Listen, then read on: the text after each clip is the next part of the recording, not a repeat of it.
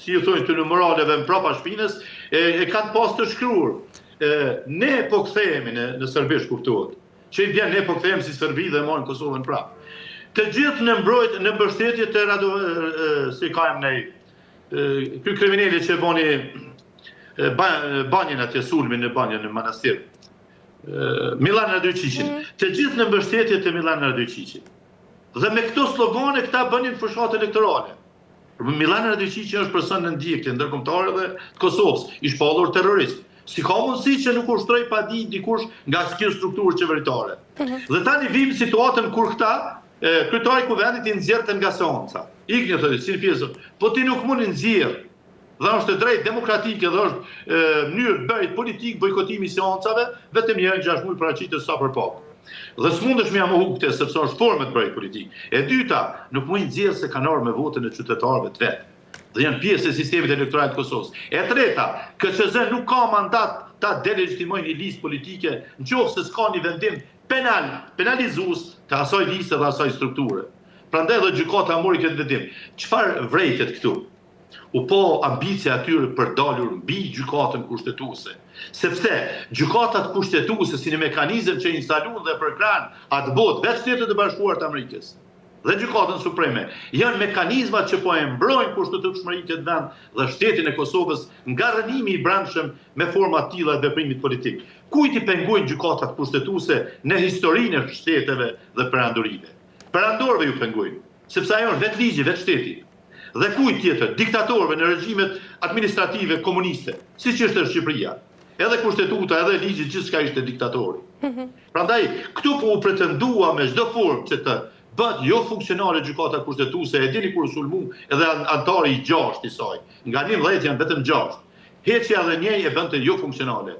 Dhe e sulmun edhe presidentja, edhe kryeministri, edhe gjithë spektri politik. Nuk kaloi. Provuan edhe një tjetër të anatemojnë për do diploma këto din, pra me çdo kusht po munduan ta nxjerrin jashtë funksioni. Pse? Sepse pastaj duhet drejtojnë drejt për drejt në parlamentin. Qeveria bën ligje, parlamenti i kalon për shkak se ka shumicën dhe shteti administrohet në mënyrë autokratike.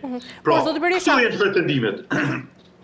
Sa i madhe ndërkaq është edhe kostoja politike e një vendimi që Shtetet e Bashkuara dhe OSBE e cilësojnë si një cënim të demokracisë, pra rrezikon Kosova të humbasë të gjithë mbështetjen ndërkombëtare për shkak të mënyrës se si po e menaxhon të gjithë rezultatin zgjedhor? Tani, ju e patë se me sulmin ndaj gjykatës kushtetuese, fituam çfarë? Heq masat e Bashkimit Evropian që ishin vendosur për çështjen e veriut. Por nga Shtetet e Bashkuara të Amerikës u ndal dialogu strategjik. Që do të thotë, u ndal mbështetja amerikane gjithë segmentet e zhvillimit shtetit. Nga zhvillimi ekonomik, siguria, arsimi, ku ta diune, procesi integrues, krijimi i forcave tjera.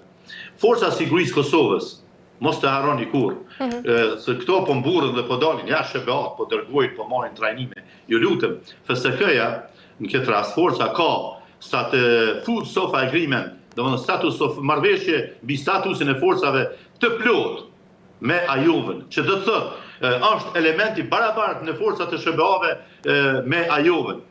Këtë dëshmoi edhe ligji që autorizon buxhetin e mbrojtjes në SBA, diku në një vlerë prej 1 miliardi, 911 miliard, 1 trilioni. Kosova është pjesë e ligjit dhe sistemit të mbrojtjes së Shtetit të Bashkuar të Amerikës. Që nënkupton se FSK-ja do të trajtohet nga SBA, sepse unë kam pas fatin të jem në rishikimin strategjik dhe në bërën e projektit për forcat armatosura. Dhe është bërë ekskluzivisht me asistencën teknike dhe profesionale të Shtetit të Bashkuar të Amerikës. Dhe është një koncept zhvillimor komplet i njëjtë me atë të zhvillimit të forcave amerikane, në këtë rast e kem Ajovën si shtetin adres. Dhe këtë nuk mund ta marrësh si një relaksim apo rehabilitim i këtyre marrëdhënieve me SBA-n. Ne jemi në masa sankcionuese të SBA-ve. Ndërprerja dialogu strategjik nënkupton ndërprerje çdo mbështetje ndaj Kosovës. Masat e Bashkimit Evropian thanë u relaksuan, u zbotën, u hoqën. Po, hoqën atë pjesën që quhet buxhet dhe mbështetje të zhvillimit të atyre kapaciteteve që përgatisin Kosovën për me qenë integrueshëm në BE. Por nuk janë hequr ato pjesë masat që kanë bëjnë me çështjet politike, me dialogun dhe implementimin e detyrimeve nga marrëveshjet që ka arritur Kurti në vitin 23. nuk janë mon pyetje marrëveshje teknike. Ju lutem, marrëveshjet teknike janë gjitha këto veprime që i ka bërë ky gjatë këtij 4 vjeçari, 5 vjeçari. Do ura, do zyre për atë, zyre për këtë, që i ka mbyll, që janë të gjitha marrëveshje teknike që Serbia do të detyrohet një ditë të zbatoj. Bashkia Ndërkombëtare ka durimin, e din kur do ta lodhë Serbinë dhe do të pranojë çdo gjë në raport me Kosovën. Ju i pa masat sanksionuese ekonomike, nafta etj. Por pse i bën këto veprime këta? I bën për t'ia lehtësuar Serbisë procesin e integrimit BE që ka pasur të bllokuar për shkak të mos zbatimit të marrëveshjeve teknike, që janë edhe në planin franko-gjerman, e në bazë marrëveshjes Ohrit, ju kanë hequr detyrimet për njëjë edhe ndryshim kushtetutës në raport me Kosovën. Kanë ngel vetëm normalizimi që janë zbatimi i marrëveshjeve teknike. Këtë ja mos e Albin Kurti se ja realizoi këto marrëveshje, faktikisht duke i mbyllur këto zyre në mënyrën cila mënyrë ishte. Ishte mënyra e dhunshme, të cilën nuk e kishim në marrëveshje me aleatët. Dhe për çdo veprim dhe vendim ju e dini kanë reaguar dhe SBA edhe BE-t se nuk pajtohen.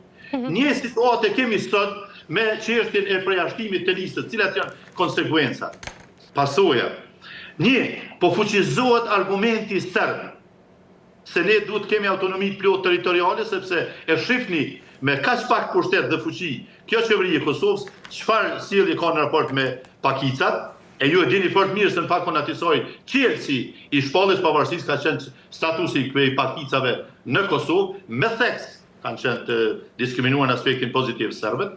Dhe dy, në raport me aleatët, është krijuar një mosbesim i plot se shqiptarëve, në këtë rast qeverisë që mund ta udhëheqin shqiptarët, mund t'ju lihen duart e lira të vetë qeverisën brenda shtetit të tyre. Pra, ky person, kur po ta analizoni, në çdo segment tregon se çdo punë që e bën është në shërbim të rënimit nga brenda të shtetit Kosovës. Rënimit jo vetëm kushtetues, por edhe politik.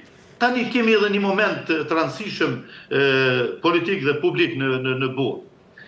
Afera Epstein. Dhe strukturat pa integritet që janë marrë me proceset politike.